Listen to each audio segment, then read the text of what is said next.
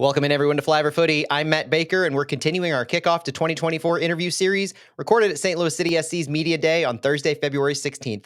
Please excuse any audio issues as this was more of a scrum and, full disclosure, was one of our first attempts at this with hopefully many more to come. For this video, we have forward Sam Adeniran. Sam, preseason's over. How are you feeling going into the regular season? Man,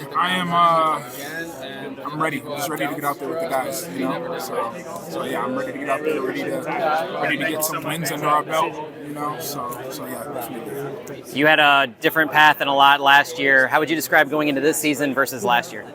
Yeah, obviously it was a little bit different. Obviously we've been going to San Antonio last year, but I would say now, you know, the chemistry is a bit different. You know, just having been around the guys all last year, you know, it's just a bit different. You know, but I would definitely say I'm enjoying preseason so far, and obviously now that it's over, you know, I'm just ready to get out there with the guys, ready to get out there with the new guys as well. So there's a lot of expectations on this team, but also a lot of excitement around you in particular, with Nico Gioacchini having been transferred.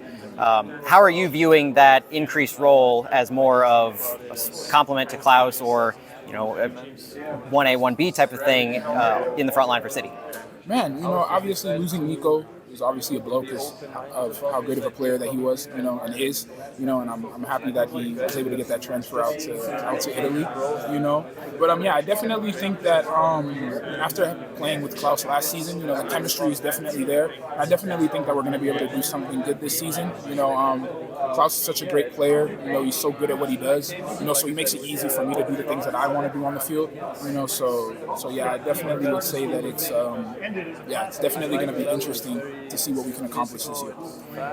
If somebody's never seen Sam Adeniran play, how would you describe your style of play? And do you feel it complements Klauss well, or do you feel like you're the same type of player, or both?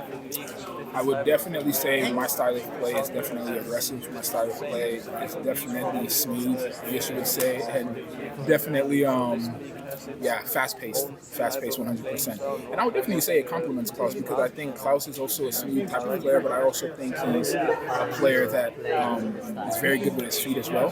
You know, so having another player behind you, you know, that can run in behind, you know, and just get behind defenders is very important when you have a player like Klauss who's so good with his feet as well. So it's kind of like that double action, like that 1-2 punch. So off-season, how's the off-season been? Have you enjoyed yourself? Was it kind of a recharge going into this year? 100%. Yeah, I got to spend time with some family, you know, travel a little bit. So yeah, it was definitely fun to be able to just relax, you know, after such a long season, you know. So, but it gets to the point where you've relaxed a lot, and then you're kind of at that point where you're like, okay, I just want to get back out there. So yeah, that's why I'm so excited, and I know all the other guys are so excited to get back out there. Whether it's Nico or John Bell, you clearly developed a close relationship with some of the other players on the team. You know, the social media posts, it's obvious you guys are friends, you're gelling well. What's it like when you lose one of those friends from your team? Do you stay in touch? Is it more difficult? Of course, you always stay in touch with your friends, you know. So yeah, guys like JB, guys like Nico, that left, you know, for me they're going to be lifelong buddies, you know, just because of how great people they are, but then number two, also just because, you know, when you build that bond with those guys, you know, it's difficult to kind of just let that go. So yeah, me and JB, we still talk, you know, like every week probably, and then Nico as well, we still talk occasionally. So I mean, yeah, it's hard to see your friends leave, and that's like the downside, I guess you could say, to soccer, is that you can be with guys one season and the next season they're completely gone, you know. So yeah, it's I think it's definitely important to always keep in touch with your friends. So. You professionally, goals going into the season. Do you set goals for yourself? Do you rely on goals that Bradley sets for the team to drive what you do? No, I definitely set goals for myself, 100%. Any inkling into what those are? So, as for me, as a striker, I always set a goal for myself to be better than I was last year, and to score more than I did last year, because that's just my goal.